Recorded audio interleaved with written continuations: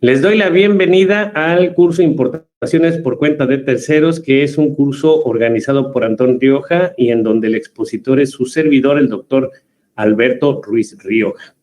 En este curso, ¿qué vamos a ver? Este curso se centra específicamente en la figura de las empresas que se dedican a llevar a cabo la introducción de mercancías a territorio nacional para clientes que por algún motivo no pueden realizar la importación de manera directa. Vamos a explorar entonces primero el concepto general, de dónde nace esto, vamos a entender su repercusión en la ley aduanera, vamos a estudiar las formas válidas de operar, mencionaremos también aquellas formas de trabajo que pueden representar un riesgo, exploraremos el concepto de cómo se factura, exploraremos el concepto de los gastos, en fin, procuramos que sea un temario muy completo para que al finalizar ustedes como participantes tengan una visión general de cómo se llevan a cabo estas operaciones y para que tomen todas las previsiones para buscar el máximo de seguridad jurídica de ustedes y de sus clientes. Esa es la meta de este curso.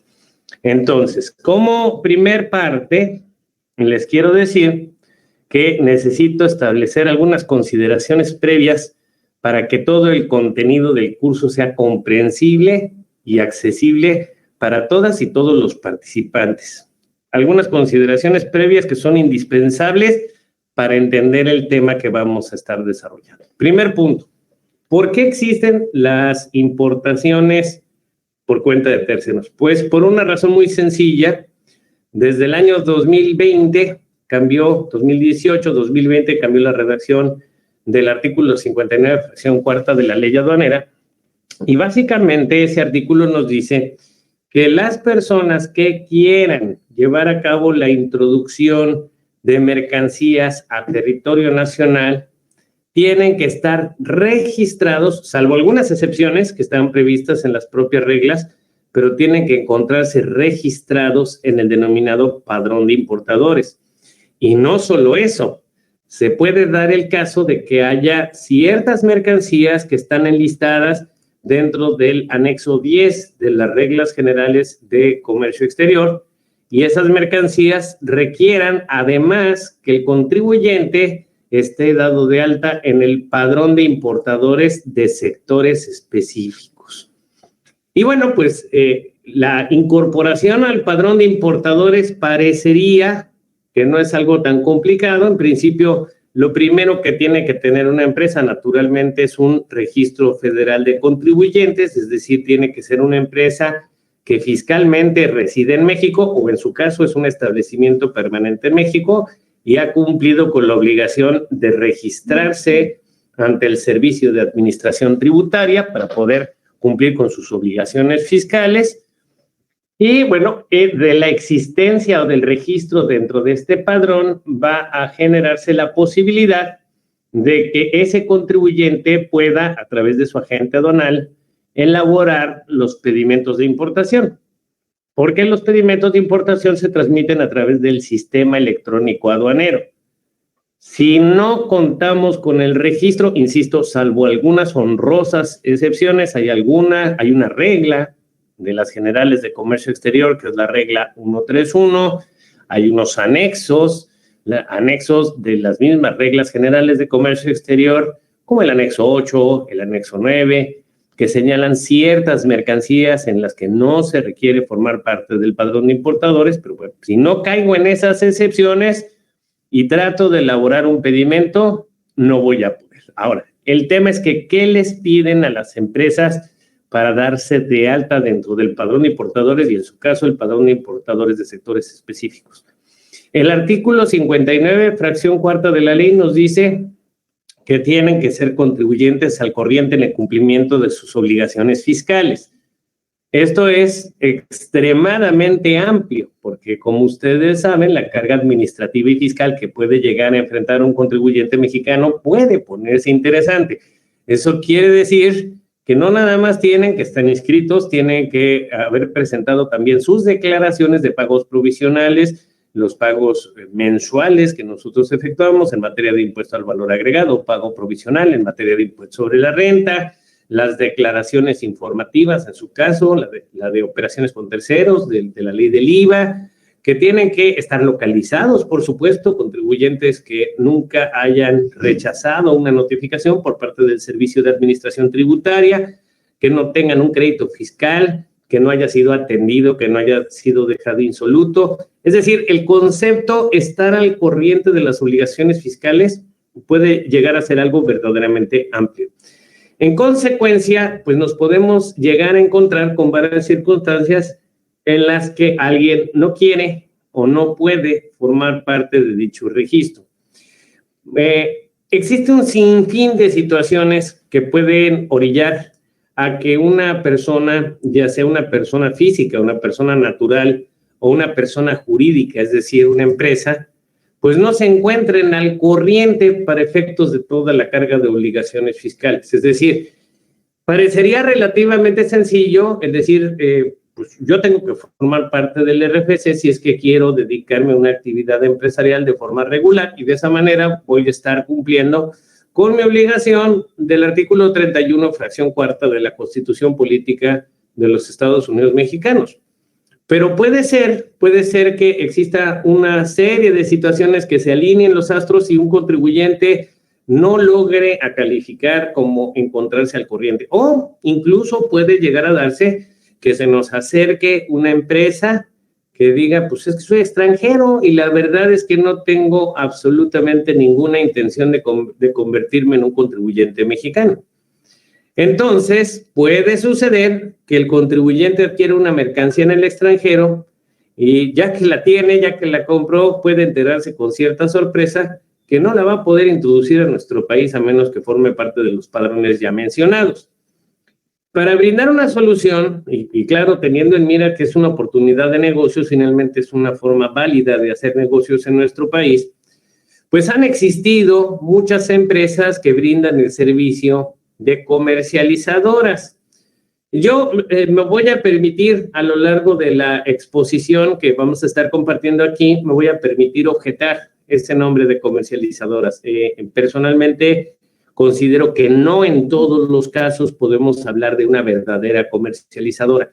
Existe solamente una figura, una o dos figuras en donde podríamos hablar de una comercializadora, pero en otros casos y dependiendo del modelo que nosotros estemos aplicando, sería muchísimo mejor que nos refiriéramos a este tipo de operaciones como se llama el curso, es decir, como importaciones por cuenta de terceros. Y esa es precisamente parte de lo que vamos a explicar aquí.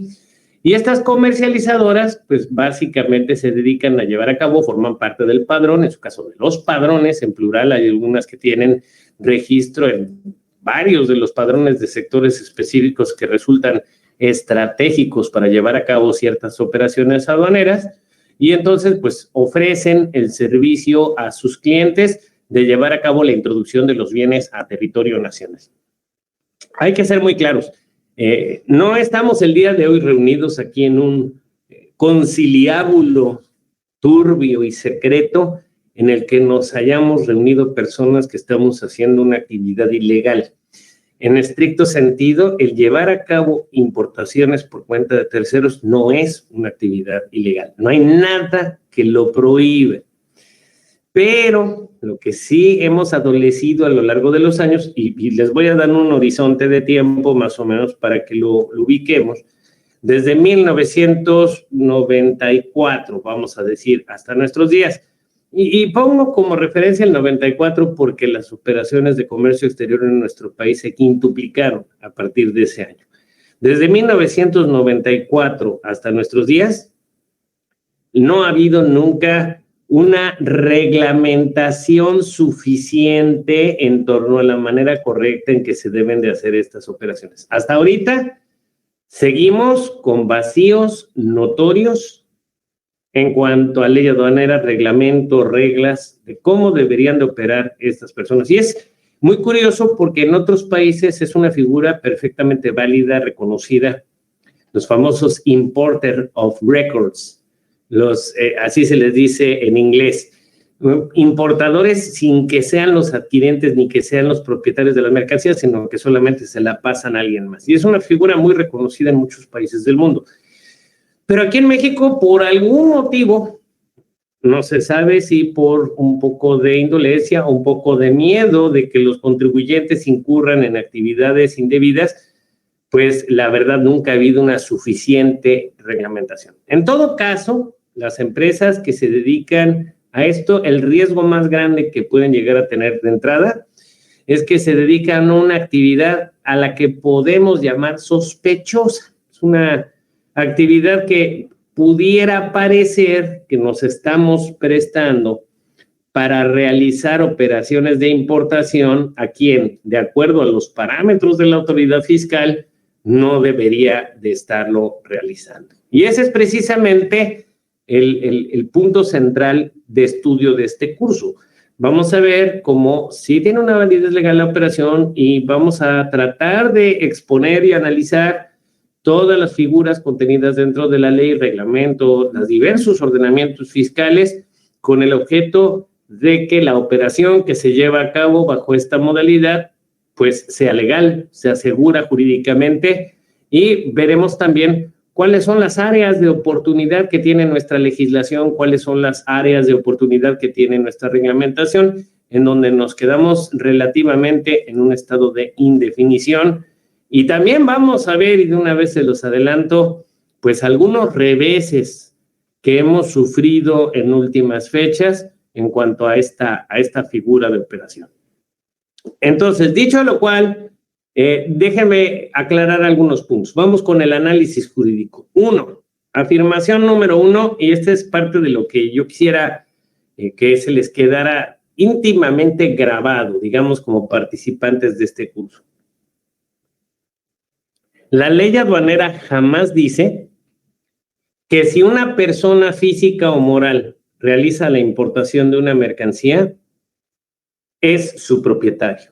No hay ninguna afirmación dentro de la ley aduanera que vincule a la persona que está importando los bienes como forzosamente el propietario de esas mercancías. Eso es bien importante que ustedes lo visualicen. Reflexiones en torno a esto. Claro, la ley aduanera no es el ordenamiento legal para definir lo que es una enajenación. Por eso tenemos al Código Fiscal de la Federación para abordar el punto de vista fiscal. Tenemos al Código Civil para efectos de hablar de la enajenación de bienes muebles. Tenemos al Código de Comercio, que reputa como una actividad mercantil la enajenación de mercancías, etc.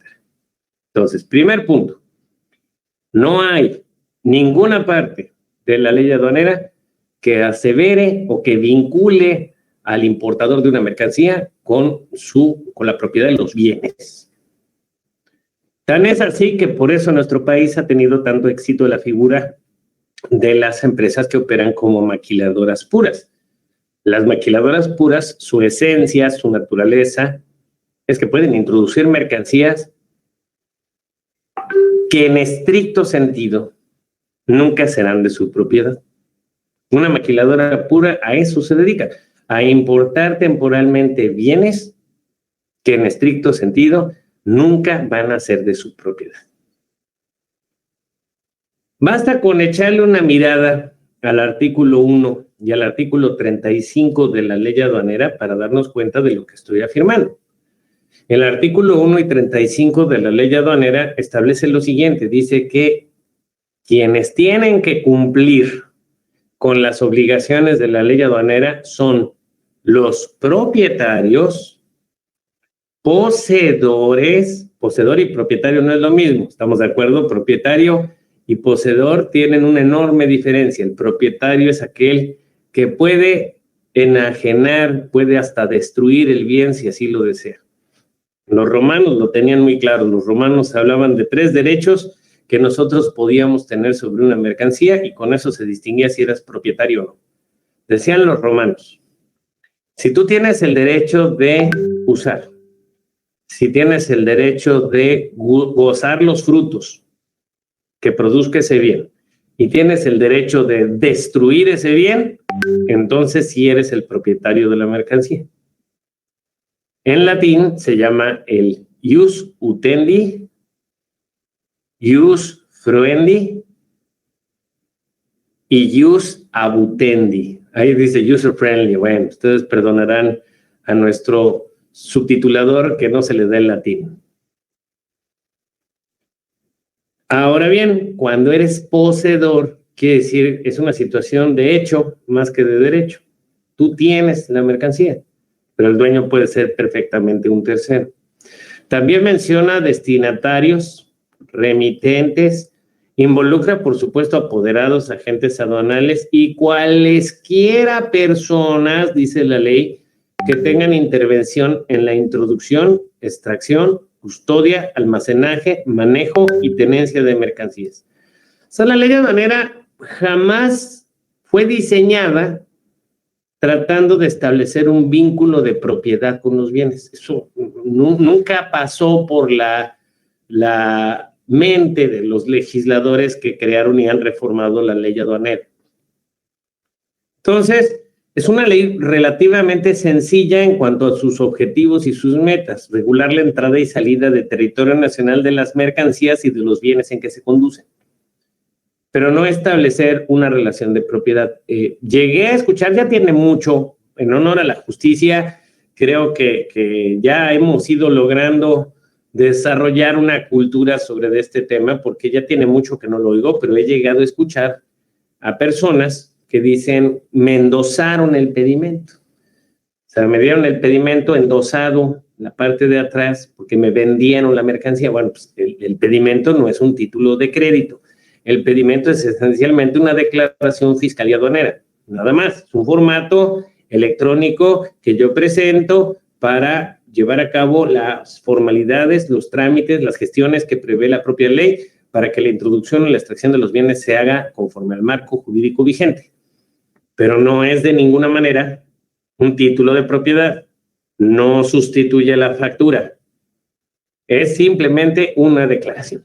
Entonces es como si dijéramos que te vendí mi empresa y para venderte mi empresa te endoso mi declaración anual de impuestos sobre la renta. Y ya con eso la empresa es tuya. Todos sabemos que eso que acabo de decir, algo no andaría bien, ¿verdad? O sea, hay una formalidad, hay actas constitutivas, hay una serie de cuestiones a seguir. Pues igual con las mercancías. El simplemente entregarle un pedimento a una persona no lo convierte en su propietario. Entonces, pues la ley aduanera no tiene la intención, no tiene como objeto regular la propiedad sobre los bienes. Ahora, algo que sí quiero mencionar y que considero que es sumamente importante para todas las amigas y amigos que nos acompañan el día de hoy, que sé que muchos de ustedes activamente se están dedicando a esta cuestión de la importación por cuenta de terceros, es que sí hay una regla general de comercio exterior, la regla 133, que es la que contiene las causales de suspensión del padrón de importadores, y una de esas causales se establece como permitir a otro que se encuentre suspendido en el padrón de importadores seguir efectuando sus operaciones de comercio exterior.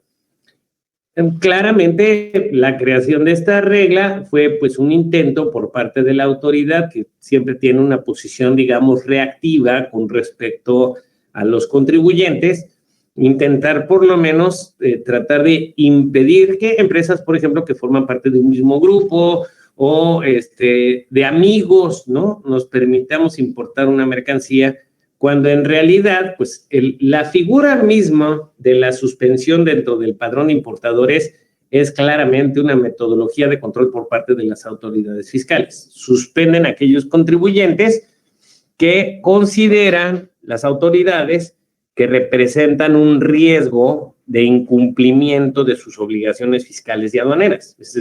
La esencia de la suspensión es esa, ¿no? Y de hecho, algo que se ha discutido mucho es que la suspensión en realidad hace las veces de una suerte de cancelación, en algunos casos, que hace las veces de una sanción, pero nuestros tribunales, nuestros órganos jurisdiccionales se han pronunciado al respecto y dicen que no, que finalmente existe una manera de subsanarlo y por lo tanto no es una sanción, y que además el tema de que tú formes parte del padrón de importadores es como una licencia, un derecho, un beneficio que te da el Estado mexicano, y por lo tanto que si quieres acceder a ese beneficio, pues tienes que acceder o cumplir con todos los requisitos legales que marcan en este caso las autoridades a través de la propia ley, del reglamento e incluso de las mismas reglas.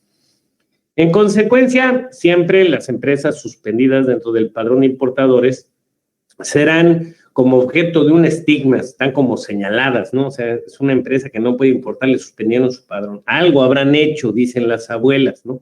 Algo desprestigia, que algo queda, dicen. A lo mejor no es cierto, ¿eh? A lo mejor simplemente fue un producto de un error técnico, a lo mejor fue un problema de la autoridad, no lo sabemos. De hecho, la misma regla dice que cuando se descubra que una suspensión haya sido producto de un error de la autoridad, de inmediato se tendría que restituir al contribuyente, lo cual se oye muy bonito, pero el concepto de inmediato en un país latino como es México, pues puede ser algo bastante flexible en el tiempo. Entonces, el de inmediato puede ser ahorita, mañana, pasado mañana, la próxima semana, ¿no? Y ese es el inmediato. Pero bueno, el caso es, ustedes que se dedican a esta actividad sí tienen que tratar de cerciorarse de que su cliente les está requiriendo, no por haber sido suspendido. O sea, idealmente estaríamos hablando de una empresa, una persona que nunca ha formado parte del padrón de importadores o bien que se dio de baja voluntariamente, que sí se puede hacer. Si se dio de baja voluntariamente o nunca formó parte del padrón de importadores, entonces pues, no hay ningún problema. En cambio, si es alguien que de manera evidente ya no pudo seguir importando por suspensión, pues ustedes tienen que vivir con la conciencia de que entonces cabe la posibilidad de que a la empresa que lleve a cabo la operación le permita continuar las operaciones a la suspendida, pues también acabe suspendida en el padrón. Que ahorita que hablemos acerca de las distintas figuras que se pueden llegar a implementar para llevar a cabo esta importación por cuenta de terceros, van a ver que no está tan fácil en ciertos casos, no está tan fácil que la autoridad pueda detectar de manera fehaciente que tú permitiste que el otro importara. Ya veremos más adelante por qué. Me pregunta Rodolfo, dice, buenas tardes con respecto a este tema. ¿Podríamos optar por importar, pero como propietarios de la mercancía y venderla ya nacionalizada al cliente en territorio nacional? La respuesta es sí. Y si me permites avanzar un poquito, más adelante vamos a analizar los distintos modelos bajo los cuales pueden operar.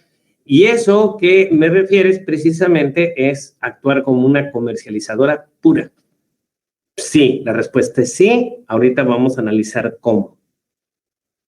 Ahora, lo que también hemos podido estudiar y lo que hemos podido constatar a lo largo de los años que tenemos dedicándonos a la consultoría jurídica en materia de comercio exterior, de comercio internacional, de operaciones internacionales, es que hay muchas empresas que se dedican a esta actividad, pero lo hacen de una forma un tanto empírica, sin haber estudiado todas las consecuencias y todos los aspectos jurídicos.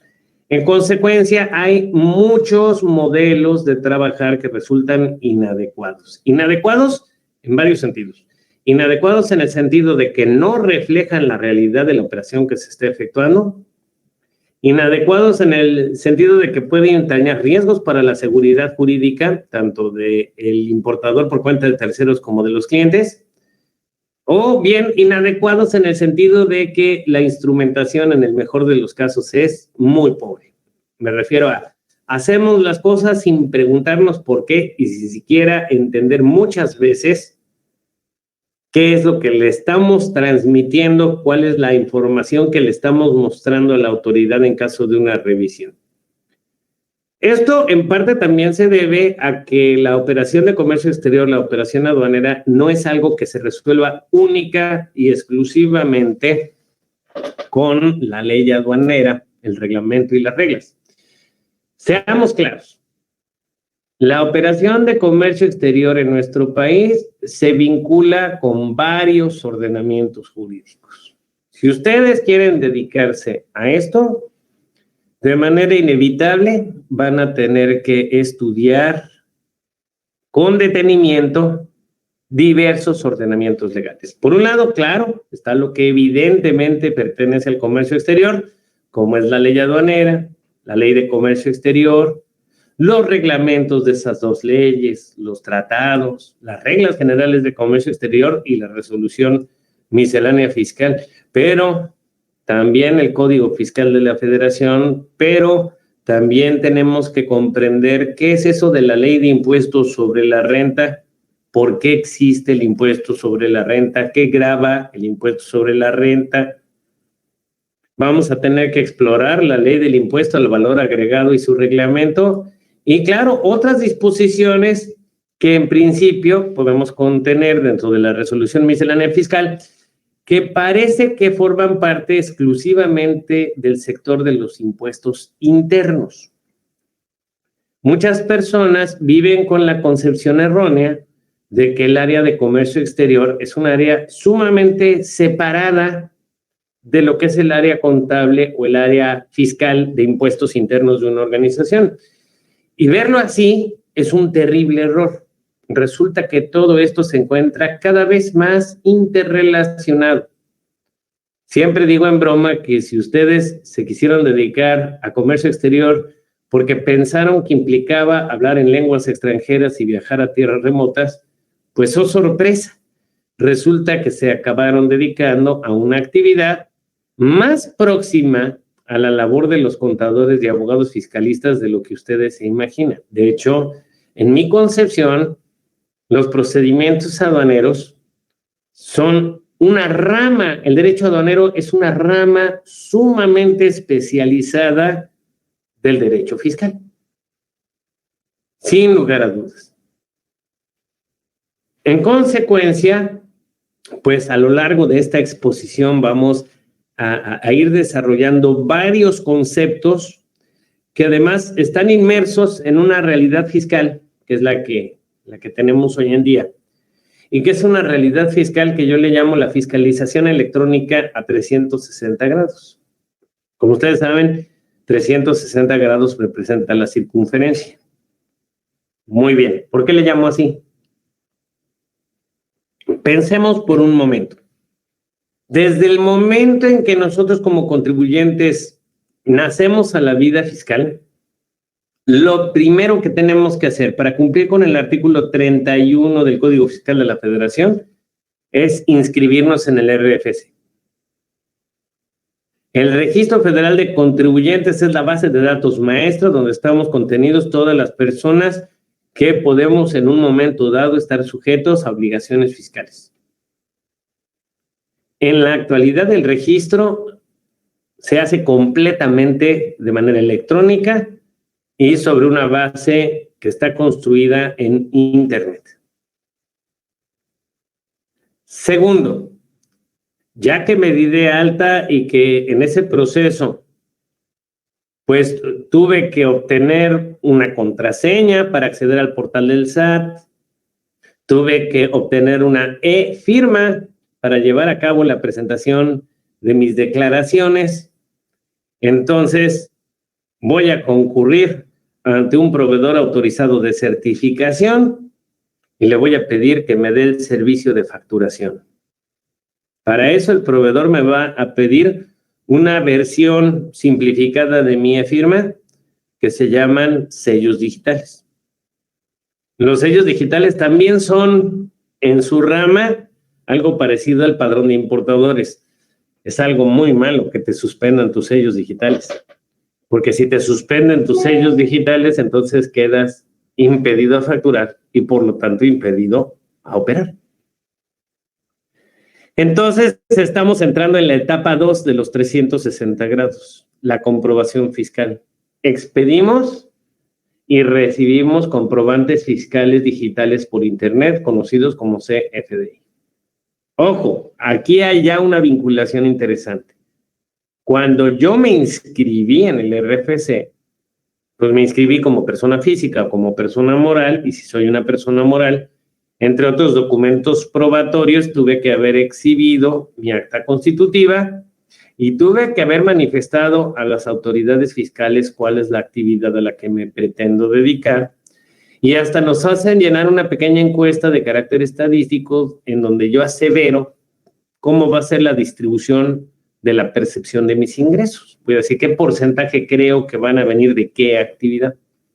Esto ya nos va perfilando y nos va ubicando dentro de la base de datos del Servicio de Administración Tributaria. Guarden eso en algún lugar importante porque lo vamos a utilizar más adelante, ¿correcto? En el momento que quede inscrito, entonces aquí también tenemos una etapa intermedia. Yo voy a formar parte de los contribuyentes que van a tener que interactuar con la autoridad a través del buzón tributario. Esta sección de la página del SAT, del portal del SAT, en donde yo puedo entrar y ver mis notificaciones, mis comunicados, las gestiones que he hecho ante la autoridad fiscal. Entonces, ya llevo 3 cosas. Me inscribí, ya estoy en el buzón tributario, recibo notificaciones, puedo presentar promociones a través del buzón tributario y además empiezo a operar. Y en el momento que yo empiezo a operar, empiezo a expedir comprobantes fiscales digitales por Internet y empiezo a recibir comprobantes fiscales digitales por Internet. Cada determinado tiempo yo voy a tener que presentar declaraciones y para poder presentar una declaración voy a tener que llevar una contabilidad. Salvo algunos regímenes fiscales muy especiales, y ahorita ni me hablen del reciclo porque lo estoy soñando, es un régimen que está generando verdaderos conflictos en el ámbito empresarial.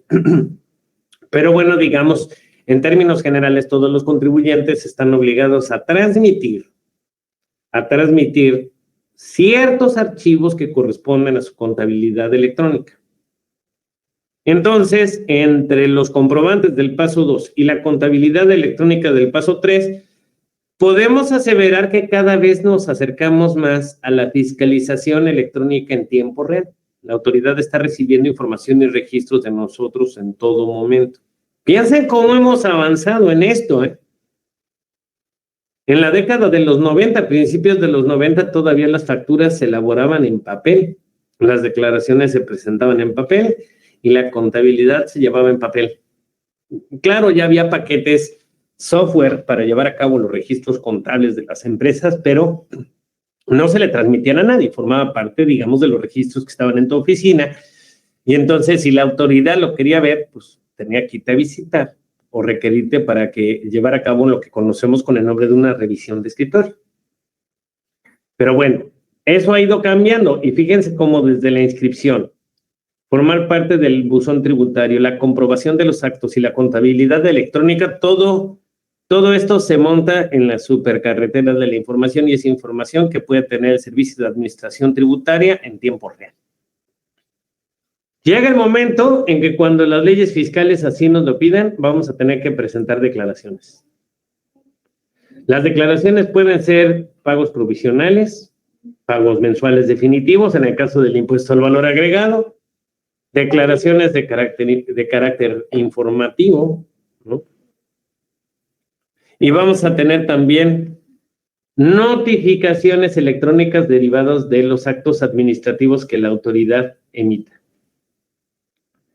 Todo esto junto, incluyendo una modificación específica al artículo 42 del Código Fiscal de la Federación, nos está llevando a la fiscalización electrónica. Ya no estamos tan lejos, de hecho, ya no estamos viviendo en este momento de forma parcial, ¿sí? En donde nosotros podemos ver que ya sin siquiera visitarnos en nuestras instalaciones, sin siquiera formar parte de una visita domiciliaria, de un requerimiento de escritorio, de una revisión de gabinete, la autoridad va a poder ver nuestros registros, nuestra contabilidad, nuestras declaraciones, nuestros comprobantes emitidos y recibidos y empezar a hacer preguntas, empezar a revisar. Ese es precisamente el mundo en el que quiero que ustedes sepan que se están desempeñando. ¿Sí vamos bien? Atención, por favor. Todo esto que les acabo de compartir es importante por una razón. Conceptos básicos que tenemos que entender a donde un importador por cuenta de terceros puede llegar a tener problemas. Ley de impuestos sobre la renta. La ley de impuestos sobre la renta, ¿qué es? La ley de impuestos sobre la renta es la ley que grava el cómo nosotros modificamos de manera positiva nuestro patrimonio, cómo generamos riqueza. Lo que grava la ley de impuestos sobre la renta es precisamente la generación de riqueza, ya sea de personas físicas o morales, la manera como nosotros percibimos un sueldo, la manera como las empresas generan utilidades. Y para llegar a un impuesto sobre la renta, primero se tiene que tener ingresos. Y esos ingresos, la misma ley nos otorga deducciones. Es una forma de disminuir el ingreso para llegar a una base gravable y calcular el impuesto sobre la renta. Particularmente les quiero llamar la atención acerca de este artículo 17 de la Ley de Impuestos sobre la Renta, porque muchas veces pensamos erróneamente que en todos los casos nosotros solo ganamos dinero cuando acumulamos flujo de efectivo, y no necesariamente es así. De hecho, existen muchos fiscalistas que se han dedicado a criticar a la Ley de Impuestos sobre la Renta por no reflejar una realidad económica. Se le llama el devengo. ¿Qué es eso del devengo? Pues dice el artículo 17 que para efectos de esta ley se considera que los ingresos se obtienen en aquellos casos que suceda lo primero que voy a decir a continuación. En el caso de los importadores por cuenta de terceros, nos ubicaríamos en la fracción primera, porque probablemente los podamos encuadrar en enajenación de bienes o prestación de servicios.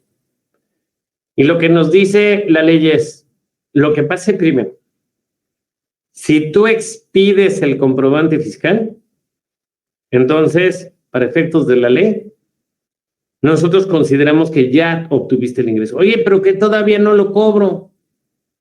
Híjole, qué caray. Solo hay algunas excepciones, como algunas sociedades civiles, como ciertos regímenes, digamos, preferenciales en donde se acumula flujo.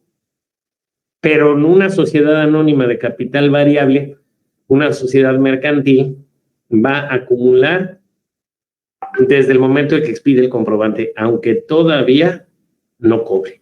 Así de sencillo. Segundo, si no expediste comprobante, en el momento en que se compruebe que tú entregues materialmente el bien o prestas el servicio, ya se considera que tuviste el ingreso. Perdonen ustedes. Tercero, en el caso de mercancías, cuando nosotros entreguemos el bien, en el caso de servicios, cuando lo hubiéramos prestado, entonces estaríamos hablando de la presunción de que ya tienes un ingreso. Una presunción ahí, la autoridad dice, pues tú ya me debes. Y por último, fíjate, el último de los fenómenos es que se cobre o sea exigible la contraprestación pactada.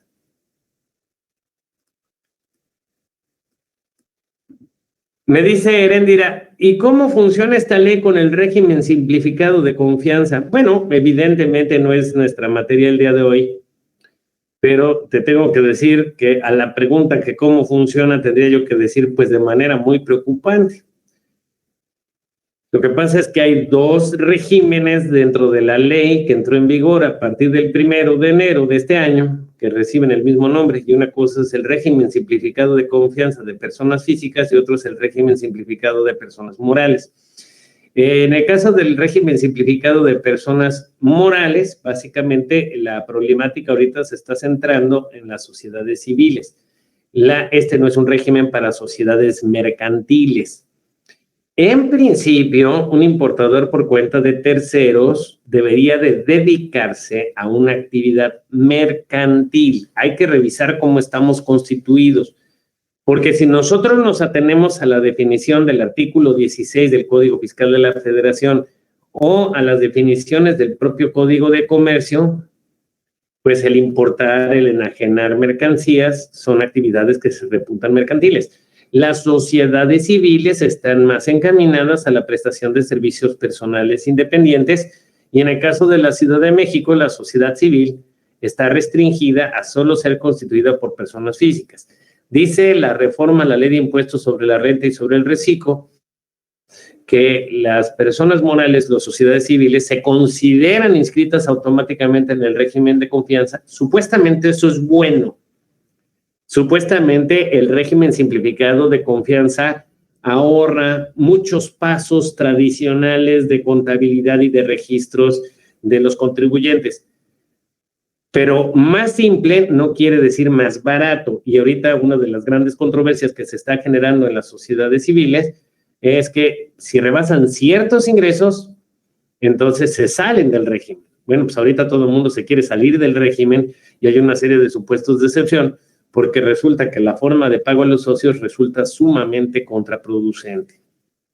Pero para regresar al tema que nos ocupa el día de hoy, Erendira, te comento que Recico, pues, es para personas físicas o bien para sociedades de personas que no se dedican esencialmente a una actividad en principio mercantil, como las sociedades civiles, por ejemplo. Ahora, ¿por qué les menciono esto de los ingresos? Se los voy a contar como una anécdota. Alguna vez me vino a visitar un contador, ex alumno mío, muy atribulado, porque básicamente su empresa se dedicaba a ser una comercializadora sin saber que era comercializadora. Su empresa se dedicaba a instalar ciertos equipos por mandato de su cliente, que era un extranjero, ponerlo en ciertas instalaciones, entregarlos y ponerlos. Y entonces el contador llegó muy atribulado precisamente porque, basándose en el artículo 17, él supuso, y lo vamos a ver más adelante que supuso correctamente, que el hecho de que la empresa se dedicara a importar mercancías y luego se las entregara a otras personas sin justificar por qué se las había entregado, era más que suficiente para presumir un faltante de inventarios y por lo tanto que se estaban omitiendo contribuciones. Lo dijo bien, lo dijo de manera muy importante, su sospecha fue correcta y eso es parte de lo que les quiero compartir el día de hoy. El importador por cuenta de terceros, uno de los aspectos que tiene que cuidar es que no se le vayan a considerar de manera indebida ingresos, operaciones que en estricto sentido no son ventas. Y eso es parte de lo más importante que vamos a estudiar el día de hoy. Para ello vamos a ver primero esquemas válidos, esquemas reconocidos, digamos, en donde sí podemos operar con seguridad jurídica, sin meternos en un lío, dedicándonos, como decíamos, pues a una actividad perfectamente lícita, que la ley no solo no lo prohíbe, sino que además la ley no es restrictiva en el sentido de que necesariamente quien importa las mercancías tenga que ser el dueño, ¿no? Y vamos a enfrentar dos posiciones distintas. Vamos a enfrentar la figura de la comercializadora pura versus la figura de la importación por cuenta de terceros. Verán ustedes. Seguramente muchas de las amigas o amigos que nos acompañan el día de hoy, yo lo sé, ya nos han acompañado a otros cursos de operaciones con terceros y a lo mejor hasta conocen estos diagramas. En algún punto llegué a utilizar un calificativo del bueno, el malo y el feo para referirme a estos esquemas de operación, haciendo un poco la broma por la película clásica del western estadounidense. La verdad de las cosas es que decidí quitarles esos nombres y traté de ser un poquito más estricto en los nombres que vamos a utilizar para ir viendo cada uno de estos supuestos. El primer modelo funcionaría de la siguiente manera. Por favor, pongan atención al diagrama. Estos dibujos forman parte de su material y la explicación también, pero pongan mucha atención. Digamos que en términos generales, entonces, tenemos una empresa, de este lado de la raya es México, aquí estamos en México, y tenemos una empresa en donde se llevó a cabo una compra de bienes, de mercancías al extranjero. Entonces hay una venta por parte del extranjero a un comprador real que está ubicado en México. Y cuando llega la mercancía a México, resulta que nuestro comprador real se entera que no la puede importar porque requiere formar parte del padrón de importadores. Probablemente en este caso incluso la mercancía ya está hasta pagada. El punto número 5, si ven, está numerado. Punto número 1, vende. Punto número 2, el comprador real le endosa los documentos a la comercializadora. La comercializadora, punto número 3, lleva a cabo el despacho aduanero de mercancías. Para eso requiere los servicios de un agente aduanal. Punto número 4, la comercializadora le vende, le factura la mercancía con utilidad al comprador real. Esta es una figura de comercializadora que tal vez no es la más afortunada, no es la más conveniente, pero tampoco en estricto sentido te estás metiendo en un lío inmenso y estás cometiendo ilegalidades. Simplemente digamos que es un esquema que no fue debidamente planeado en su momento, empezando por el comprador real. El comprador real arribó a esta figura prácticamente de emergencia y pues a lo mejor ni quería tener que contratar los servicios de una comercializadora, más bien fue el típico o la típica persona que se aventó, compró algo en el extranjero y entonces ya que le dicen, no, pues es que hay que hacer un pedimento y hay que pagar impuestos, es cuando dice, ¿a poco? ¿Cómo? Pero si yo me he traído muchas cosas en la maleta y nunca me han revisado. Puede ser eso. Obviamente tendríamos que cerciorarnos que no fuera un contribuyente que está en aprietos con el fisco, ¿no? Por el tema de la suspensión del padrón de importadores, porque si no, entonces la comercializadora de entrada podría tener un problema. Entonces, repasando los pasos antes dicho. Entonces, paso 1. Un proveedor extranjero le vendió una mercancía a un comprador en México, que es el que aparece en la ilustración anterior con el rótulo de comprador real. Por alguna razón que desconocemos, que no es estar suspendido en el padrón de importadores, el comprador está impedido o no quiere formar parte del padrón de importadores y recurre a los servicios de la comercializadora. Como la comercializadora requiere los documentos para poder elaborar el pedimento y transmitir la información al sistema electrónico aduanero a través de su agente aduanal, entonces el comprador real le endosa los documentos a la comercializadora. ¿La factura en el punto 2 sale al comprador real o a la comercializadora? Me pregunta César. Te contesto, César, lo que estamos viendo en este preciso instante. Te contesto, César, en este modelo que estamos viendo en este preciso instante, presumimos que se trató de una operación en la que no hubo la debida diligencia, dicen los estadounidenses. O sea, los documentos ya se emitieron a nombre del comprador real. El comprador real, ya que llegó al embarque, se entera que requiere de un padrón de importadores. Y entonces, ya con los papeles a su nombre, no le queda de otra que endosárselos a la comercializadora. Por eso estamos hablando, y mencionaba yo que esta primer posibilidad, este primer modelo que vamos a explorar, no es el mejor de los modelos. No es el mejor de los modelos.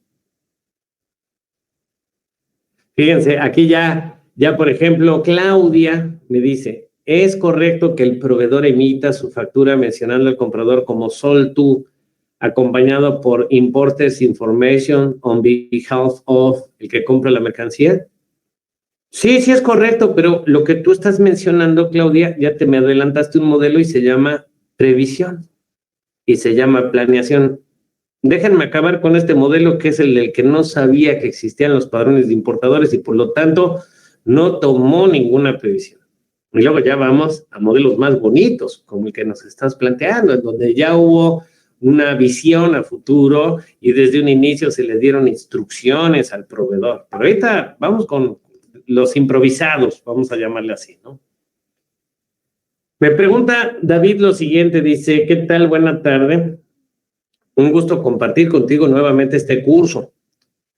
Respecto a este esquema que tocas en este momento, ¿es correcto endosar o ceder derechos de la factura, siendo que no existe jurídicamente el endoso de factura comercial? ¿Es mejor solicitar que el proveedor cambie la factura a nombre de la comercializadora? Es una excelente pregunta.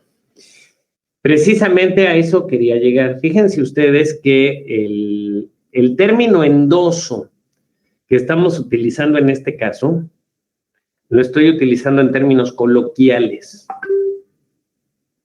porque para poder endosar un documento debe ser susceptible de endosarse. ¿Sí vamos bien? Ahora,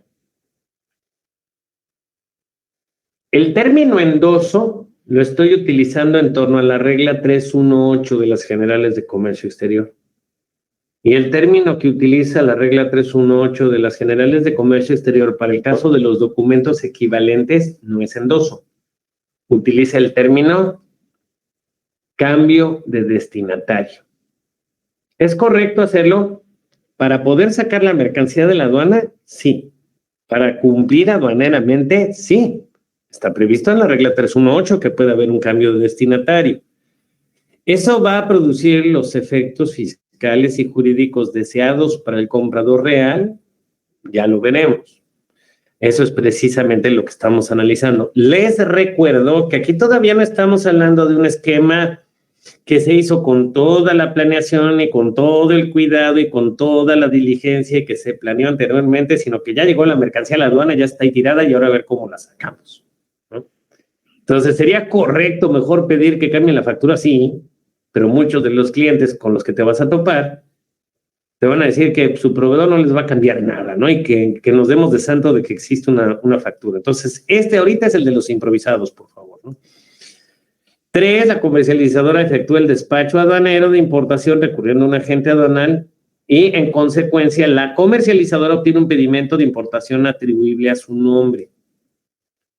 4, para poder entregar la mercancía al comprador real, la comercializadora tendría que emitir a nombre de su cliente un comprobante fiscal digital por internet, un CFDI, bajo la modalidad de ingresos, en el que nosotros registramos una venta de la mercancía. Este aparenta lo estoy utilizando también como una licencia poética. Aquí no hay una simulación en el estricto sentido, pero volvemos a lo mismo. Estamos hablando de una operación que no fue plasmada y que no fue planeada con la debida antelación. ¿Correcto? ¿Qué es lo que reflejaría esta factura? Esta factura sería una venta de primera mano de importación. O sea, para efectos fiscales, para efectos de los registros de las declaraciones, la comercializadora le está vendiendo una mercancía al comprador final. Pero entonces ahora enfrentamos un problema de flujo en el pago. Ya quedamos, y por eso les compartí hace rato el artículo 17 de la Ley de Impuestos sobre la Renta, que dijimos que si tú te dedicas a una actividad mercantil y enajenas mercancías, desde el momento que expides el comprobante, ya tendrías que considerar ese ingreso como realizado. Pues ahora falta que de veras haya un pago. Y aquí viene lo interesante. El comprador le pagó desde un inicio o paga en este momento las mercancías a su proveedor en el extranjero. El comprador le paga las mercancías al proveedor en el extranjero o tal vez lo hizo con anticipación a la operación. ¿Cómo vamos a subsanar los flujos de carácter fiscal y cómo vamos a subsanar los flujos de carácter documental que se presentan aquí? ¿Sí? Vamos a ver. Dice, en este escenario 1, me dice Antonio, al endosar el comprador la comercializadora puede deducir esa mercancía. La respuesta es sí, pero ahorita vamos a ver cómo, porque precisamente estás abordando pues uno de los huecos que tiene este modelo improvisado. Uno de los huecos que tiene este modelo improvisado es que, como bien, tú ya lo intuiste y ya lo viste venir. Tenemos, por un lado, si la operación la dejamos en este estado, si no le hacemos ningún tipo de complementación, si la dejamos así como está dibujado, pues aquí hay un montón de inconsistencias, porque tenemos, por un lado, por el lado del comprador real, un pago al extranjero que no se hace deducible contra ninguna factura. Y por otro lado, tenemos una factura emitida por una empresa, en este caso la comercializadora, que no se soporta con ningún pago. La comercializadora, por su parte, para efectos fiscales, tiene un ingreso que nunca va a recibir en flujo de efectivo y no va a deducir una compra que no efectuó. Entonces, evidentemente tenemos un problema más allá de lo aduanero. En este dibujo, en este esquema, si se dan cuenta, lo aduanero ya se resolvió, la mercancía ya salió y ya está en la bodega del comprador final. Pero estamos dejando un hueco desde el punto de vista fiscal.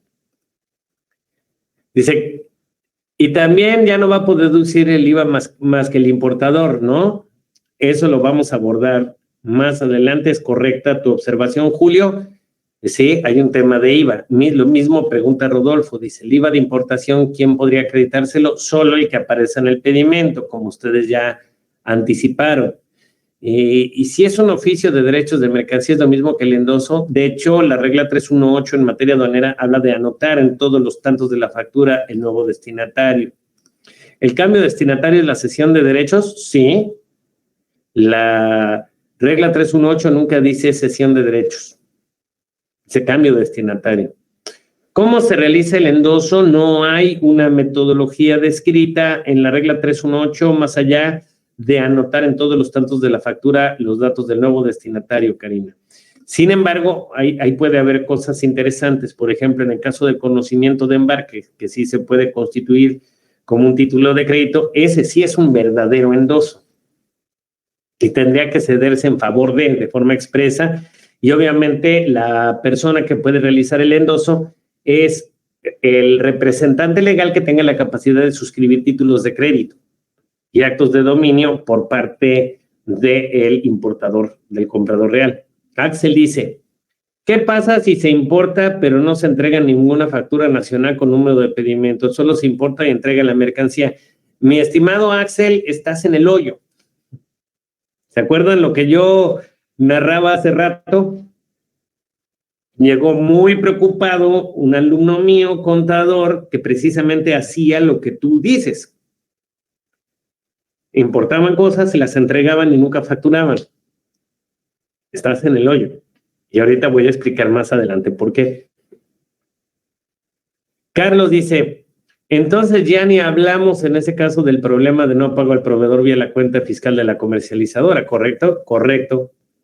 Aquí tenemos un problema más profundo. O sea, claramente aquí la operación está totalmente inconclusa, está incompleta, ¿no?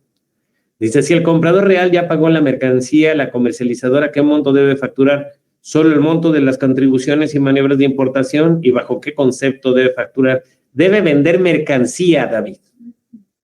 Importante, debe vender mercancía. Es una venta de primera mano de importación. Enrique dice, en una revisión de auditoría, el punto fino fue, ¿quién hizo el pago? 2, a nombre de quién está la factura de origen. Esto con la finalidad de acreditar la deducción de la compra porque la acumulación del ingreso sí la estaba tomando completo, pero la deducción la estaban rechazando. Bueno, eso de que te rechacen las deducciones es hasta esperable, pero aquí es donde vamos al punto fino, precisamente. Si bien es cierto que la operación que acabamos de describir hace unos instantes no es en estricto sentido ilegal, está llena de huecos y de defectos por todos lados. Primer punto, el comprador real no puede vincular el pago al extranjero con el CFDI expedido por la comercializadora. ¿Cómo construimos un puente entre pago al extranjero y el CFDI por venta de mercancía expedido por la comercializadora? Como ustedes ya se habían adelantado, esto puede representar un problema para efectos de deducción de la compra para la persona física o moral. Correcto, Karina, tú ya diste la palabra mágica. Esto se puede subsanar mediante un instrumento contractual en el que se establezca el vínculo entre el proveedor, el comprador real y la comercializadora. No es el mejor de los mundos. El contrato sería así. Supuestamente es un contrato de compra-venta entre la comercializadora y el comprador real, pero con una cláusula, pongan mucha atención a esto que voy a decir ahora, una de las cláusulas de ese contrato de compra-venta de mercancías, venta nacional, venta de la comercializadora al comprador real, venta de primera mano de importación, venta de mercancías, no de servicios.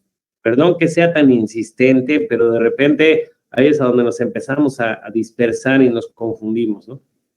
Es un contrato de compraventa de mercancías nacional, pero hay una cláusula en donde dice, vamos a suponer que al comprador real le vendieron la mercancía a 100 pesos. Háganme la vida fácil. Vamos a suponer que la comercializadora se gastó 2 pesos de gastos de importación y que se quiere gastar otros 2, se quiere ganar otros 2 pesitos de utilidad. Entonces, el contrato de compraventa se hace por 104 pesos. ¿Me van siguiendo? En donde se ordena que el pago de los 100 pesos, la cláusula ordena que el comprador se lo pague al extranjero, como si fuera el proveedor de la comercializadora. Hay quien lo maneja con un mandato correcto, 2546 del Código Civil, pago por cuentas de terceros. Sí, es correcto, se puede manejar de esta manera, correcto.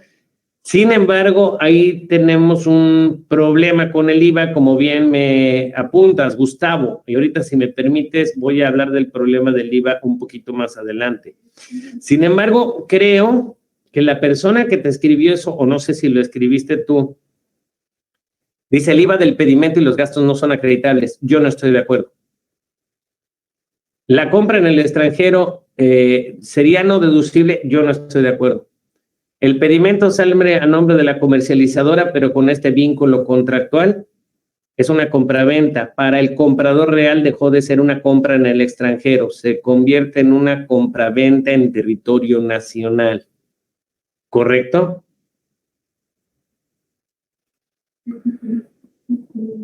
¿Cómo la comercializadora puede facturar el monto de la mercancía si el dinero no salió de su cuenta? David, no te hagas bolas. La comercializadora aparentemente le compró al proveedor en el extranjero y lo que va a hacer el comprador es hacerse cargo de la deuda de la comercializadora, los 100 pesos con ese proveedor, y pagarle los 4 pesos de diferencia a la comercializadora. ¿Me va siguiendo? ¿Cómo pagamos? ¿Tienen que ser forzosamente los pagos de nuestra cuenta hacia el extranjero? Eso es discutible. ¿Sí nos vamos entendiendo? No pierdan de vista que este modelo, por favor, no sean obsesivos. Este modelo que les estoy platicando es el modelo más feo dentro de los legales. O sea, este no es un franco contrabando, no estamos haciendo algo horrible. Pero dentro de los esquemas legales de comercializadora es el más feíto. Es el que deja huecos, es el que te van a cuestionar en una auditoría, pero que tienes relativamente ciertas posibilidades de salir bien librado. Voy a Gustavo, Alfonso, voy a guardar el artículo segundo fracción de la ley del IVA que me estás mencionando, a ver si ahorita lo podemos estudiar, pero yo no estoy totalmente de acuerdo en lo que me dices, ¿sí? ¿Vamos bien? Dice Ignacio, en mi experiencia espero esté bien, hacemos una factura de la comercializadora por la mercancía en base al valor en aduana más gastos de importación, con pago en parcialidades o diferido y pago por definir. Hacemos un complemento de pago por el depósito de pago en transferencia o cheque y el resto lo ponemos a pago por cuenta de terceros, además de su contrato de compraventa. Sí, esa es una manera de hacerlo, pero la parte que no coincido, Ignacio, es que no veo tu utilidad. En mi opinión, en la compra-venta, como lo apunta por aquí, y ahorita les voy a decir, alguien me lo anotó, que se tendría que costear, ¿sí? Me pregunta Ernesto que si en este contrato aplica el concepto de fecha cierta que se refiere el fisco. A ver, Ernesto, llegamos a un punto interesante. Las autoridades fiscales han abusado terriblemente de la figura de la fecha cierta. Lo primero que te tengo que decir es que un contrato de compraventa de bienes muebles o de mercancías, de acuerdo a las disposiciones de nuestro Código Civil y las disposiciones mercantiles, ni siquiera tiene que constar de manera formal. Si tú crees y te sientes cómodo, podrías recurrir al tema de la fecha cierta, pasándolo ante la fe de un corredor público. Pero desde mi punto de vista, al no ser una enajenación que las leyes de la materia sujeten a formalidades, es discutible.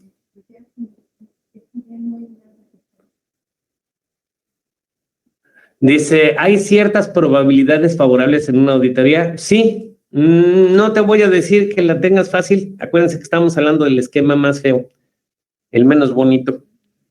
Pero pues todavía sí lo podemos tratar de subsanar. Digamos que el tema del contrato viene medio a subsanar la situación y este es el clásico que llega a nuestras manos.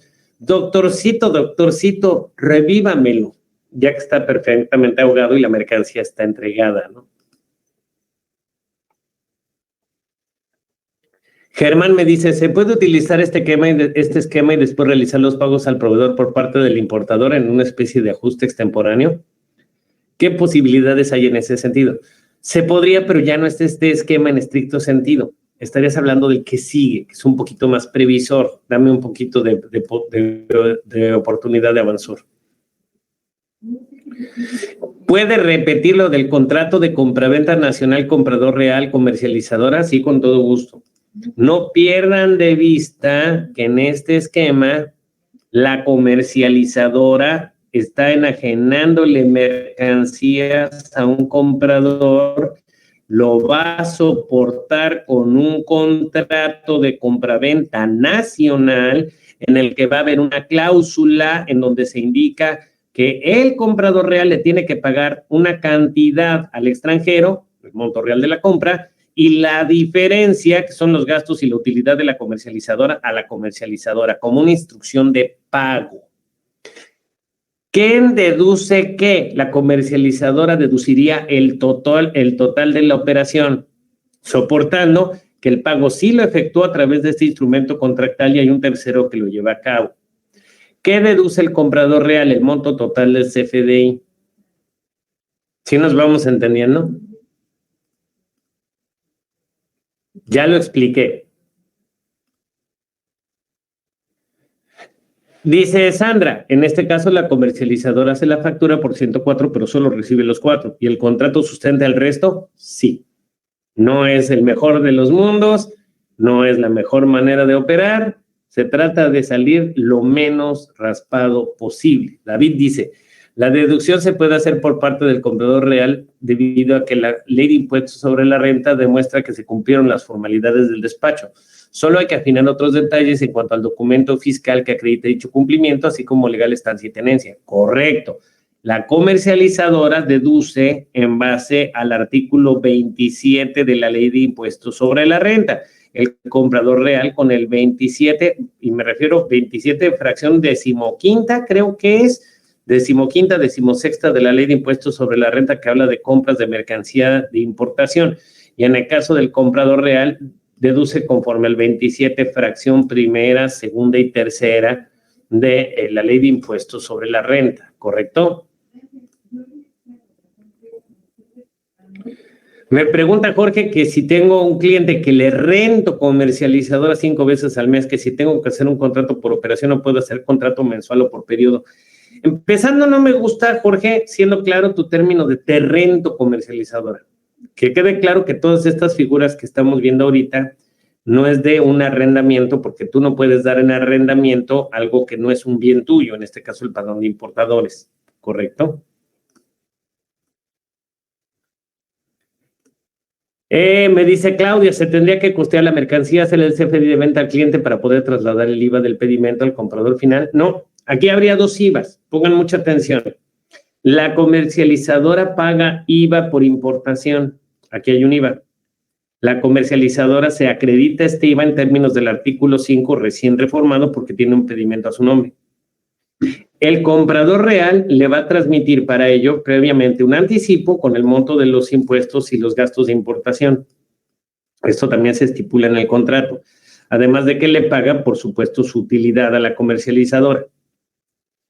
Entonces, el flujo del IVA entra vía un anticipo, aquí se paga vía pedimento y luego la comercializadora le factura con IVA al comprador final. Los dos se pueden acreditar el IVA, pero son IVAs distintos. La comercializadora acredita IVA de importación, el comprador acredita IVA de adquisición de bienes. Yo no recomiendo que lo hagas, Jorge, por periodo, y no te recomiendo y te pido que me esperes tantito para que lo comprendas cabalmente. Te pido que no pienses que rentas una comercializadora. Esto no es una renta. ¿Sí? Exacto. Son importaciones por cuenta de terceros. En este caso, la factura de la comercializadora incluye impuestos al comercio exterior. Sí, claro, si no, no se los vas a regalar. Tiene que haber un costeo, como mencionábamos hace rato. Perla, y si estoy importando por cuenta de un tercero una embarcación, ¿cómo lo puedo fundamentar? Gracias, con todo el curso que vas a ver el día de hoy. O sea, esto no cambia si es una embarcación, si es un perrito o si es una papaya. ¿Sí vamos bien? ¿Se puede elaborar un contrato por pedimento y el digitalizarlo cumple con fecha cierta? ¿Digitalizarlo en dónde? No me asustes. No lo vayas a acompañar al pedimento de importación, por favor. Esto no es aduanero. Estamos arreglando el aspecto de impuestos internos. Lo aduanero lo arreglaste con la cesión de derechos. El IVA pagado en aduana lo puedo acreditar aunque la mercancía con el proveedor sea a crédito. Es que nada tiene que ver. El IVA pagado con importación es por el acto o actividad de importación, no por compra. Esa es una confusión muy común que tienen muchas amigas o amigos. El IVA pagado por importación, en este caso por la comercializadora, deriva de un acto o actividad descrito en la ley del IVA que se llama importar. No tiene nada que ver con que hayas comprado o te hayan regalado o te hayas encontrado la mercancía. Es IVA pagado por introducir una mercancía al territorio nacional. ¿Correcto, Karina? Ahí es a donde entra precisamente un concepto que ya hemos compartido en otros cursos, a los que le llamamos el IVAE, impuesto al valor agregado por enajenaciones, y el IVAI, impuesto al valor agregado por importación.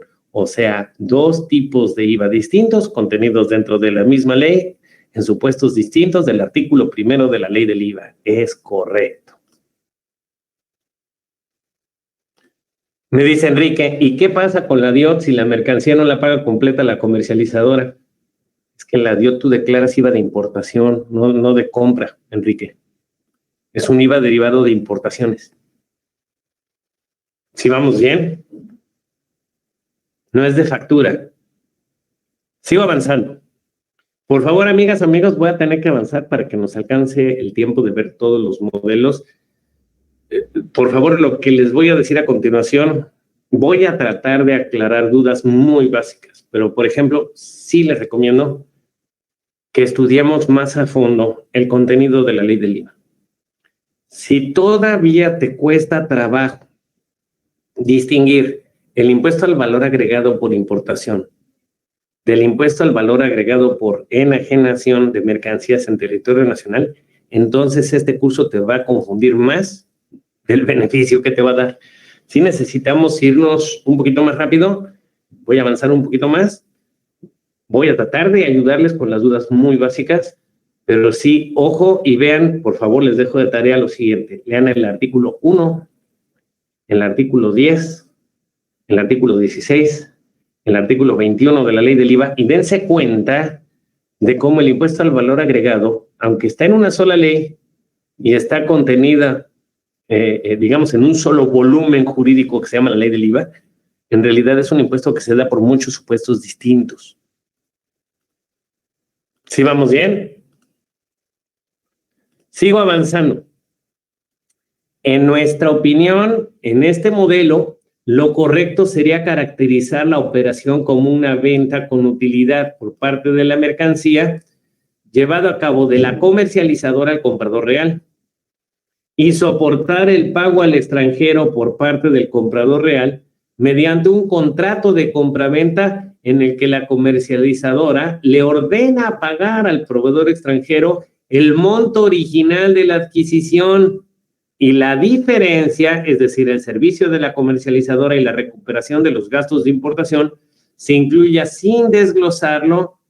No hay necesidad de explicar cómo está integrado en el CFDI de venta de la mercancía de la comercializadora al comprador real como utilidad por la venta de mercancías. Como alguien apuntaba de manera muy exacta hace rato, hay que costearla, definitivamente. Nos dice Yaritza, nosotros usualmente generamos un CFDI de ingreso a nombre del comprador real, ¿correcto? Y al momento que nos realiza el pago, se genera su complemento de pago. Generada forma de pago por confusión por el valor de la mercancía y forma de pago por transferencia por el pago de los servicios. ¿Es esto correcto? Yo considero que sí. Para efectos de la emisión del CFDI y de su complemento de pago, yo considero que sí, es correcto. Me pregunta César, ¿entonces la comercializadora registra la compra a pesar de que la factura no sale a su nombre? Sí, justo. Así es, y la deduce. Entonces, ¿el IVA del pedimento se lo acredita a la comercializadora, dice Erendira? Sí, correcto. El IVA de la factura de la comercializadora al comprador original se debe determinar por el valor total de la mercancía más el costo de servicio de la comercializadora. Sí. No es solo por el servicio. Aquí no estamos facturando servicios. Es una compraventa de mercancías. En este esquema, la comercializadora le factura al comprador 104. ¿Qué va a pasar con los 100 que no pagamos? Bueno, ya lo atendimos. ¿Se van a quedar para siempre en contabilidad? No. Lo vas a extinguir precisamente con el convenio de pago, con el contrato de compraventa, con la cláusula de pago, en donde diga que esas mercancías se pagaron directamente por el comprador real por orden tuya. Zaira. ¿Cómo se factura? ¿Con pago en parcialidades? Sí, puede ser. Seguimos avanzando. Me dice Juan Daniel, con la cesión de derechos se traslada la propiedad del costo de la misma y se registra la compra inventariando la mercancía y se extingue el factura de la venta. Correcto, perfectamente bien comprendido. ¿Sí? María del Socorro, ¿qué pasa si como comercializadora solo facturamos gastos de importación y no se factura mercancía? Que estás en el hoyo, María del Socorro, porque no puedes demostrar qué hiciste con la mercancía. Ahorita voy a hablar del más pernicioso de los esquemas, así les llamo yo, ¿no? Vamos al segundo modelo. El segundo modelo es una variante del anterior. Y en esta variante, digamos que hubo un poquito más de previsión. Aquí sí ya hubo más orden, se sabía con antelación que el comprador real no podía llevar a cabo la importación de la mercancía por alguna causa, y entonces decidimos con antelación, con cuidado, desde un inicio, planear toda la operación. Entonces, a diferencia del anterior, en esta hacemos que el vendedor real le facture la mercancía directamente a la comercializadora, que toda la documentación sea a nombre de la comercializadora y que haya un flujo real de dinero por parte del comprador real a la comercializadora y luego de la comercializadora al proveedor en el extranjero. Esta es una operación perfectamente transparente de importación y venta de primera mano en territorio nacional. No tiene absolutamente nada de extraordinario. Nada. Es una compraventa normal. Es más, para que nos enteramos. Si nosotros no se lo contamos a la autoridad nunca va a saber que en realidad somos una comercializadora y lo que fiscalmente y contablemente se va a estar registrando es una empresa llamada comercializadora que adquirió un bien en el extranjero y se lo vendió en México a un comprador real. ¿Sí nos vamos entendiendo? Esto ya no es importación por cuenta de terceros, Erendira. Esto es una compraventa perfecta. Correcto. Y así la queremos caracterizar. Esta operación, como la estamos viendo en este momento, es brutalmente segura desde el punto de vista jurídico. En este caso, el pago al extranjero se efectúa directamente por la comercializadora y la operación para el comprador real se convierte en una compraventa en territorio nacional normal. Si acaso se puede haber pactado la erogación de un anticipo a la comercializadora, misma que se tendrá que acumular en términos del artículo 17, fracción primera, inciso C de la Ley de Impuestos sobre la Renta, que previamente analizamos aquí en el curso. El único defecto que tiene este modelo es que probablemente el que no quiera celebrarlo sea el proveedor en el extranjero. Porque, bueno, pues existen una serie de valores, existen una serie de situaciones que pueden chocar frontalmente. Por ejemplo, licencias de uso de marca o de patentes. ¿Sí nos vamos entendiendo? Es importante que yo les mencione que, como ya apuntaban ustedes correctamente en sus preguntas y comentarios, esto a los ojos de la autoridad fiscal es una compraventa nacional. En ambos casos, en el anterior y en esto, lo que realiza la comercializadora es una venta de primera mano al comprador real. Por lo que no solo es correcto, sino obligatorio que se aplique el artículo 29, fracción octava, pero el inciso A del Código Fiscal de la Federación. Esto que acabo de mencionar es importante. Si ustedes recuerdan, el artículo 29A del Código Fiscal de la Federación es el que contiene precisamente los requisitos que deben de reunir los comprobantes fiscales digitales por Internet.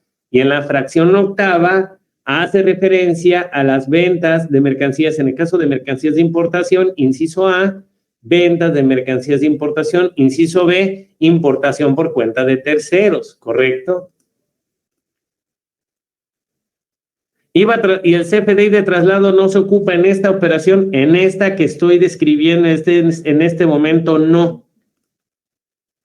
No he hablado de la importación por cuenta de terceros, como muy atinadamente, muy ágilmente anticipó su compañera. Para efectos fiscales, este segundo modelo que les estoy platicando no se trata de una importación por cuenta de terceros, sino una función de comercializadora pura. Digamos que la anterior es una comercializadora que te saca del atoro y que la verdad no es tan comercializadora. El primer modelo que analizamos puede ser tildado de simulación. Defendible, soportable, pero no el mejor de los mundos. Este segundo modelo es perfecto, nadie lo puede cuestionar. La comercializadora compró algo en el extranjero y se le vendió a una empresa en México. Solo nosotros y nuestra mala cabeza sabemos que en realidad fue un pacto que se negoció previamente entre el comprador real y el proveedor en el extranjero. Como les decía, a veces el problema es con el tema de registro de marcas. A lo mejor el proveedor en el extranjero solo le quiere dar licencia al comprador real en México. Pensemos que es algo que está sujeto a marcas, a patentes, algo así delicado, ¿no? Eso puede ser un problema. Puede ser, también me está diciendo Jesús Alejandro, que están registrados los compradores como exportadores y chocan con los impuestos en el extranjero. Correcto, también. ¿Sí? Dice, en el supuesto de la mercancía ya fue pagada por el comprador final, nosotros proponemos el siguiente esquema. Esto es una aportación de David. Emitir una factura de venta nacional de la mercancía conforme a las disposiciones del 29A, ¿correcto? Esta factura se emite con método de pago en parcialidades o diferido, ¿correcto? Hacemos complemento de pago 1 por la cantidad recibida por la forma de pago que se ha recibido y hacemos un complemento de pago 2 por el valor de la mercancía en moneda nacional, señalando como forma de pago novación. A mí me gusta más la de confusión de deuda, no novación. Novación, como su nombre le indica, es renovar una deuda. De esta forma, el importador acredita el IVA del pedimento conforme a la reforma de la ley del IVA, traslada el IVA al comprador real por medio de un CFDI. El comprador real acredita el IVA del CFDI, deduce la compra de la mercancía para efectos de ISR, tendrá un comprobante fiscal que acredite legal estancia y tenencia. Totalmente de acuerdo con lo que me escribiste, David. La única parte que no me gustó fue el concepto de novación. Personalmente pienso que se puede prestar a confusiones. Si nos vamos al derecho civil, novación es renovar una obligación previamente contraída, y aquí hablaríamos más bien, y me gustó más lo que comentó otro de tus compañeros que habló de confusión de deuda. ¿Sí? En este segundo esquema, pregunta Alejandro, cuando el comprador final manda el dinero a la comercializadora para el pago al proveedor, la comercializadora debe emitir un CFDI al comprador final por el pago que hizo. Si no se caracteriza como anticipo, no. Acuérdate que ahí sí ya nos estaríamos yendo al instructivo de emisión de los CFDIs conforme al CFDI 3.3, próximamente CFDI 4.0 en su cine favorito. Y en ese caso, hablaríamos de anticipos solamente si no se tiene la cantidad cierta. Pero si sabe a ciencia cierta, no necesariamente es anticipo, ¿correcto? Entonces, yo me esperaría, tendríamos que revisar con los tiempos, los movimientos para ver si califica de anticipo, y si en un momento dado voy a expedir un CFDI o el procedimiento de anticipos que está contemplado dentro de la propia guía de llenado del CFDI 3.3, o si solo me limito a un CFDI de ingresos en donde venga el monto total de la contraprestación. ¿Sí vamos bien? Eso también es pregunta de Gisela, ¿no? ¿Se puede facturar en el segundo modelo a 3 compradores venta de primera mano? Sí, señor, por supuesto. ¿Quién te lo impide? Por supuesto. ¿Otra forma de pago de CFDI puede ser compensación? Sí, también es válido, siempre y cuando las dos partes tengan adeudos mutuos, igual que la confusión, ¿no? En este segundo modelo es correcto realizar factura por la mercancía donde se incluyan los impuestos aduaneros y servicio de adquisición de mercancías. No, todo debe estar junto. Es una venta, por favor, Erika. Esto es una venta de una mercancía en territorio nacional. La costeas, le pones tu utilidad y vendes una mercancía. Es así de simple. ¿Sí queda claro, Erika? Daniel, te comento que no es necesario que escribas tu nombre. Me aparece automáticamente para que no te esfuerces en poner tu nombre completo. Dice, tenemos una red amplia de agentes aduanales que nos recomiendan clientes y en su mayoría son operaciones donde ya hubo una compra anticipada. El cliente, por ende, el mayor porcentaje de nuestras operaciones son de cesión de derechos, o sea, los de modelo 1. Primer cuadro de usted, motivo por el cual siempre atento a sus recomendaciones y seguir soportando cada operación en contratos y registros contables. Sí, aunque, como yo dije, el primero de los modelos que vimos no es el más recomendable. En este segundo, ¿es recomendable hacer un contrato de compraventa? Me pregunta David. La respuesta es siempre. Siempre es recomendable celebrar contratos. Fíjense lo que dije hace rato. La ley no me obliga a celebrar contratos. En el caso de compraventa de mercancías, o sea, bienes muebles, el Código Civil no me obliga a celebrar la compraventa con formalidades, porque me preguntaron de la fecha cierta hace un instante. ¿Pero es recomendable tener un contrato de compraventa? Sí. Yo como abogado te lo digo, claro, un contrato de compraventa que apliques en las operaciones, claro, por supuesto. ¿Se puede efectuar una combinación de los dos modelos previos? Sí, pero tendríamos que ver cuáles son las variables que estás desplazando. Gisela me dice, si hubo una equivocación en la captura del número de pedimentos, ¿tiene que cancelarse la factura? Sí, Gisela, es correcto. ¿Se puede facturar en el segundo modelo a 3 compradores distintos? Sí, Gisela, absolutamente, no hay nada que te lo impida. ¿Este flujo de pago de mercancías puede ser antes o después de la importación? Sí, puede ser antes o después de la importación, conforme a las condiciones pactadas con el proveedor.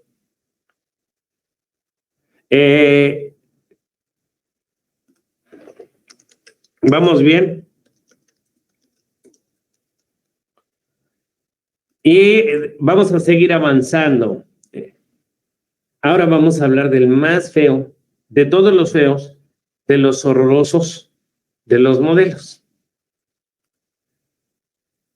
El que casi todo mundo lleva a cabo, sin pensar en lo que está haciendo. Lo voy a decir así y por favor, trasciéndase que no estoy pretendiendo ser grosero de ninguna manera, ¿no? O sea, la mayoría de las personas que arriban a este modelo que vamos a estudiar a continuación, lo hacen sin tener una conciencia muy profunda de lo que implica el tener una comercializadora, el tener un importador por cuenta de terceros, las consecuencias fiscales y aduanales. El modelo lo voy a describir ahorita y después del descanso lo vamos a analizar, lo vamos a desmenuzar y lo vamos a atacar con cuidado, ¿sí? Va. El vendedor extranjero, paso número 1, le vende la mercancía al comprador real. El comprador real endosa los documentos a la comercializadora. La comercializadora lleva a cabo la importación y aquí es a donde ya la regamos y por eso a uno de sus compañeros hace rato le dije que por favor no dijera que rentaba comercializadoras. Porque la comercializadora aquí comete el error de facturar solo el servicio de importación. Es más, yo he llegado a ver comprobantes que dicen renta de padrón de importadores. Pregunta para todos ustedes. ¿Están de acuerdo conmigo que la comercializadora va a estar realizando importaciones de mercancías, de bienes tangibles, despachándolas con pedimento y no va a tener absolutamente ningún documento para acreditar qué hizo con esos bienes? ¿Están de acuerdo conmigo que en este modelo el importador está entregando bienes a diestra y siniestra y lo que es peor, el comprador real no va a tener ningún documento con el que pueda acreditar la compra al extranjero, acreditar legal estancia en el país? Nada. De todos los modelos, este es el más pernicioso. Yo hago mucho énfasis en que este modelo se debe de evitar a toda costa. Hay una acumulación de inventarios, me dice Antonio, y no se pueden justificar faltantes. Correcto. Este se debe de evitar a toda costa. Claudia también me da la razón en ese sentido. Ahorita vamos a desmenuzarlo y vamos a analizarlo con mucho cuidado, pero eso lo vamos a hacer después del descanso porque no les quiero quitar la inspiración en este momento. Entonces vamos a tomar en este momento nuestro descanso de 15 minutos y cuando regresemos vamos a analizar este modelo y luego vamos a hablar de los que auténticamente son importadores por cuenta de terceros. Y ese modelo, que es un modelo que a mí me fascina, ¿cuáles son las amenazas que está enfrentando en este momento, dadas las reformas principalmente a la ley del IVA? Eso lo vamos a ver después de un pequeño descansito de 15 minutos que te invito a que te tomes en este momento. Nota al pie de página y muy importante para todas las amigas y amigas que nos están viendo en distintos puntos de la República Mexicana y que algunos están en sus centros de trabajo, otros están en casa. En algunas corporaciones tienen restricción a YouTube. Entonces, ahorita yo lo que hago es que proyecto un video de receso con musiquita, una tacita de café, es decir, nada del otro mundo. Pero si ustedes tienen restricción a YouTube, la plataforma en la que nos montamos para transmitir esa música es YouTube. No lo van a poder ver. No pasa nada. El curso no se acabó el mundo, simplemente estamos en un receso y en aproximadamente 15 minutos a partir del inicio del mismo, regresaremos. Si alguien está conectado en el celular y se quiere conectar a una computadora, tiene que cerrar completamente la sesión en el celular, caso de Olivia, por ejemplo, lo tiene que cerrar completamente la aplicación. No sé si tienes Android, no sé si tienes un iPhone, y hay maneras de cerrar las aplicaciones. La tienes que cerrar completamente, dejar que pasen 10 minutos a 15 minutos incluso, y iniciar sesión en el segundo equipo. No lo puedes hacer de manera simultánea, ¿correcta? ¿Entendido, Olivia, por favor? Perfecto, gracias. Eso es muy importante. También les quiero recordar para las amigas o amigos que se nos unieron de forma posterior que en este curso no estamos usando el botón de levantar la mano, porque el botón de levantar la mano solo se utiliza para cuando alguien quiere usar el micrófono, y aquí por el número tan grande de asistentes que tenemos, que les agradecemos a todos la confianza que nos depositan, no podemos darles el uso del micrófono. Entonces, Laura y Miriam, si tienen algún pendiente, por favor, escríbanmelo. Yo estoy para servirles y es un honor atenderles, pero va a ser vía pregunta escrita, si son tan amables. Voy a bajar las manitas en este momento. Gracias. Muy bien. Entonces, vamos a nuestra pausa y ahorita regresamos y los vuelvo a saludar. Muchísimas gracias.